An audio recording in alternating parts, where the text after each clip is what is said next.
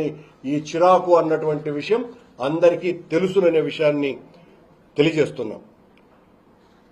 మిమ్మల్ని మాట్లాడితే టీటీడీని విమర్శించినట్టు మాట్లాడుతున్నారు. మీరు తప్పుడు ప్రచారానికి మీరు బ్రాండ్ అంబాసిడర్ నాయుడు గారు మీ ఛానల్లో మా మీద ఇష్టం వచ్చినట్టుగా అసలు ఇంకా అరే ఇలా కూడా మాట్లాడవచ్చునా, ఇంత గొప్పగా కూడా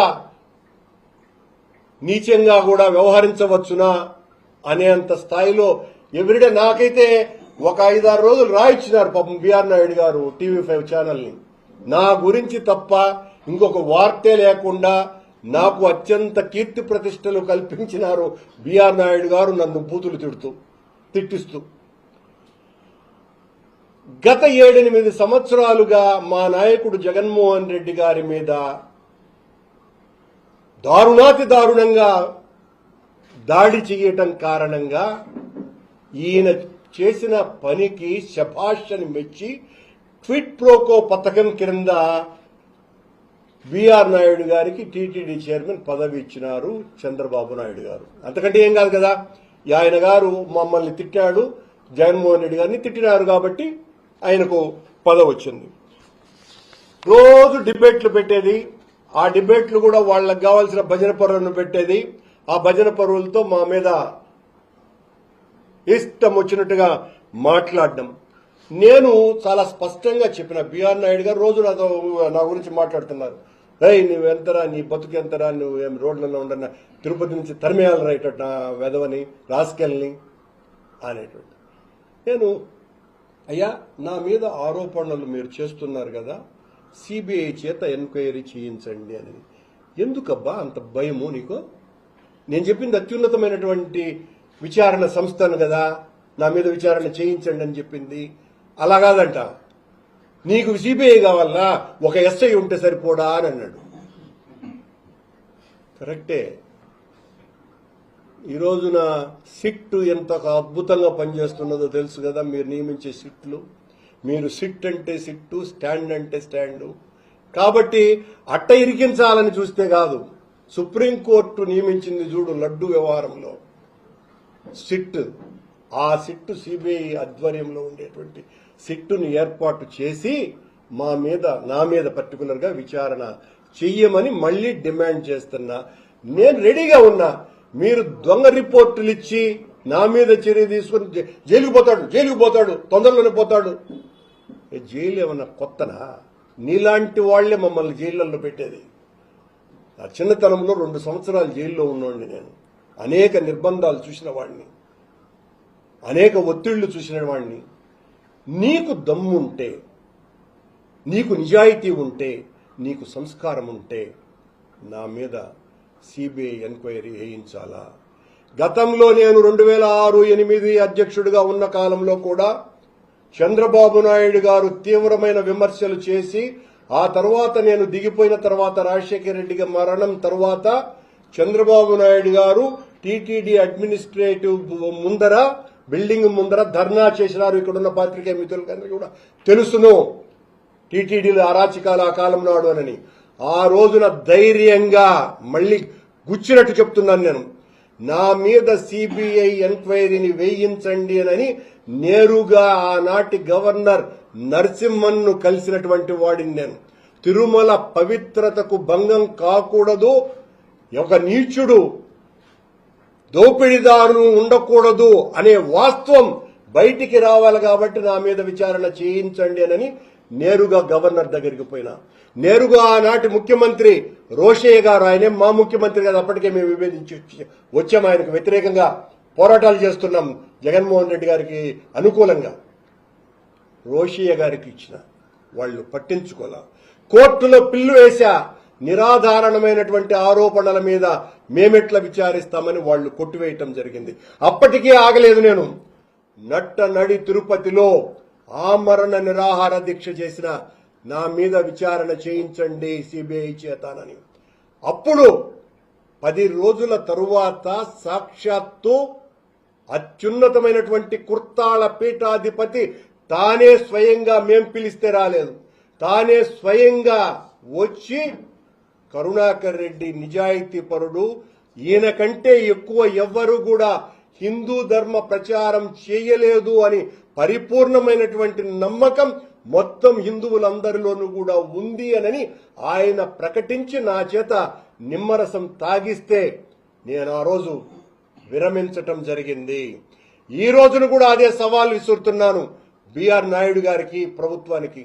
ఊరికేనే ఆరోపణలు వేసి మీ ఇష్టం వచ్చినట్టు మాట్లాడితే ఉపయోగంలో వేల కోట్ల రూపాయలు సంపాదించినాడు కరుణాకర్ రెడ్డి అనేటువంటి విమర్శకి బిఆర్ నాయుడు గారికి నా సమాధానం, మీరు ఏ రకంగా అయితే 20 ఎకరాల టూరిజం ల్యాండ్ను వేల కోట్ల రూపాయల విలువైనటువంటి టీటీడీ ల్యాండ్ ఇచ్చి బదలాయించుకున్నారో, అలాగే బిఆర్ నాయుడు గారు నేను సంపాదించానని చెబుతున్నటువంటి ఆ వేల కోట్ల రూపాయలకు ఒక 100 కోట్ల రూపాయలు ఇస్తే నేను బదలాయిస్తాను అని చెప్తున్నా. మీరు చెబుతున్నటువంటి ఆ వేల కోట్ల రూపాయలన్నీ మీరు ఇచ్చేటువంటి ఆ 100 కోట్లకు ఎక్స్చేంజ్ చేసుకుందాము, నేను సిద్ధంగా ఉన్నాను. దీనికి సిద్ధపడాల ఆయన మాట్లాడేటువంటి మాటలు బండ బూతులు తిడుతూ మీ మీద వచ్చే ఆరోపణలు మీ గురించి నేను మాట్లాడడం ప్రారంభిస్తా ఉంటే హైదరాబాద్ నుంచి వర్షం వడగళ్ల వాన పడినట్టుగా మీ మీద ఆరోపణలన్నీ కూడా 1 కాదు 2 కాదు, నాకు సమయం లేదబ్బా నేను మళ్లీ తీసుకుంటానులే అని అక్కడ జూబ్లీ హిల్స్ సొసైటీ పేరుతో మీ కొడుకు అధ్యక్షునిగా 1000 కోట్ల రూపాయల ఓపెన్ స్పేస్ ను అమ్మినారు అని మీ మీద పోలీసులకు కూడా కంప్లైంట్ ఇచ్చినారు. 1000 కోట్ల రూపాయల ఓపెన్ స్పేస్ మీరు అమ్మటానికి వీలు లేదు. మంచిరేవుల దగ్గర దానికి జూబ్లీ హిల్స్ సొసైటీకి సంబంధం లే, కానీ ఆ మంచిరేవుల దగ్గర ఒక స్థలాన్ని జూబ్లీ హిల్స్ సొసైటీకి అటాచ్ చేసుకుని 5 లక్షల చొప్పున దాదాపు 200 కోట్ల రూపాయలు కలెక్ట్ చేసినారు. దీని మీద హైడ్రాలో కూడా కంప్లైంట్ చేసినారు సుమా ఆ జూబ్లీ హిల్స్ సొసైటీలో ఉండేటువంటి సభ్యులు. కానీ మనవాడు చైర్మన్ గారు అక్కడ కొడుకు పేరుకు అధ్యక్షుడే గాని పెత్తనం అంతా కూడా బిఆర్ నాయుడు గారిదే. స్వామివారి లడ్లు, స్వామివారి శాలువలు అక్కడ ఉన్నటువంటి అధికారులకు అందరికీ కూడా కప్పి వాస్తవం మీద ముసుగేసినారు. శాలువలు వాళ్లకేసినారు, వాస్తవం మీద ముసుగేసినాడు. పిల్లా సత్యనారాయణని ఈ TV5 ఆఫీసు ఎదురుగా ఒకతను ఏదో మొక్కలు పెంచుకుంటున్నాడు, వాళ్లకు హైడ్రా వాళ్లకు చెప్పి దాన్ని మొత్తం ఖాళీ చేయించినాడు.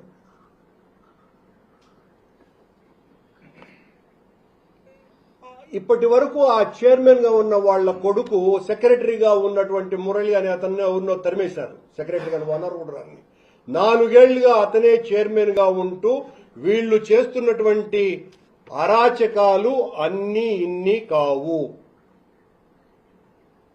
దాదాపు కొన్ని వేల కోట్ల రూపాయలు ఈ రకంగా మీరు దోపిడీ చేశారు అని మీ మీద honourable minister for revenue Telangana, deputy commissioner of police, additional collector, district collector, illegal sale of open spaces belong to government causing loss of around 1000 crores by B. Ravindranath.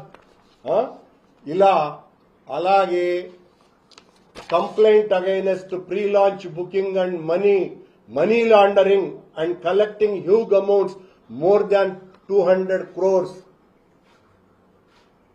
అని మరొకటి మీ మీద ఉన్నటువంటి కంప్లైంట్లు. ఇలా ఇవన్నీ ఎత్తుతా ఉంటే ఒకటి కావాలి. కమిషనర్ కోఆపరేషన్ రిజిస్ట్రార్ కు సంబంధించి ఒక వ్యక్తి ఇచ్చినాడు ఆయన కంప్లైంట్, వీళ్ళు చేస్తున్నటువంటి దోపిడీ ఎలా ఉంది అని. ఇవన్నీ కొత్తగా ఆయన హైజెన్ను, న్యూజెన్ను, ఈ ఆయిల్స్ మాత్రమే కాదు, బట్టల షాప్ దుకాణాలు ఇవి కాదు సుమా. ఇవి కాకుండా వేల కోట్ల రూపాయల దోపిడీకి సంబంధించినటువంటివి వరుసగా సార్ మమ్మల్ని రమ్మంటారా మేము ఇస్తాము, మమ్మల్ని రమ్మంటారా మేము ఇస్తాము అని వరుస బట్టి వాళ్ళ ఫోన్లు కూడా ఎత్తలేకపోయే పరిస్థితి. నేను అబద్ధం చెప్పటంలే. అంటే చైర్మన్ గారికి బిఆర్ నాయుడు గారికి ఎంత దోపిడీ తనముంది, ఎంత పైరవీకారుడు అని ప్రపంచమంతా కోడై కూస్తుంటే చంద్రబాబు నాయుడు గారు చేసినటువంటి ఘోరాతి ఘోరమైన పాపం హిందూ ధర్మానికి బిఆర్ నాయుడుని అధ్యక్షుడిగా నియమించటము. నేను అడిగింది ఒకటైతే ఆయన దానికి సమాధానం ఇవ్వకుండా ఆటవిక కాలంలో మాట్లాడతారు చూడండి. ఆటవిక కాలంలో ఆటవికుల భాషల్లో నా మీద జగన్మోహన్ రెడ్డి గారి మీద దాడి. మొన్న మా నాయకుడు అయిన జగన్మోహన్ రెడ్డి గారి మీద అతనెవరినో పాయింట్ బ్లాంక్ పిస్టల్ పెట్టి రాసుకున్నారు అని అంటాడు. అది కూడా మా నాయకుడిని వాడు అన్నటువంటి భాష ఉపయోగించి నాతో పెట్టుకోవద్దు, ఎంతసేపు నాతో పెట్టుకోవద్దు. నువ్వేమన్నా బిన్ లాడెనా, ఈడీ అమీనా, లేకపోతే హాజీ మస్తానా, సద్దాం హుస్సేనా? వాళ్ళైనా కూడా లెక్క పెట్టుకో పరిస్థితే లేదు. మేము నువ్వు వాళ్ళంతటి వాడివైనా నీతో పెట్టుకుంటాం. నువ్వు ఈ రకంగా అరాచకాలు చేస్తూ ఉంటే నీతోనే పెట్టుకుంటాము. నువ్వు ఇంకా మమ్మల్ని తిట్టచ్చు, బూతులే తిట్టించు, బండబూతులే తిట్టించండి. మళ్ళీ నేను చేతులెత్తి బిఆర్ నాయుడు గారికి నమస్కరించి చెబుతున్నా, నా మీద మీరు వేసేటువంటి ఆరోపణలకు సిబిఐ చేత ఎంక్వైరీ చేయించండి, నేను సిద్ధంగా ఉన్నాను. వాడి తరిమి కొట్టాలంటాయా నన్ను తిరుపతి నుంచి? మీరు ఇట్లే చేస్తా ఉంటే హిందువులంతా అధ్యక్షుడుగా నువ్వు ఉండొద్దు అని వాళ్ళు తరిమి కొట్టే ప్రమాదం ఉంది. మీరు అది చూసుకోండి. నన్నేం తరిమి కొడతావు? నాకేమంతా మీరు తరిమి కొడతాను అనగానే భయపడిపోయి ఇంట్లో దుప్పటి కప్పుకొని పడుకునే రకం కాదు నాయుడు గారు నేను. ఇలాంటి వాళ్లను, దుర్మార్గులను, దోపిడీదారులను, దొంగలని ఎదిరించి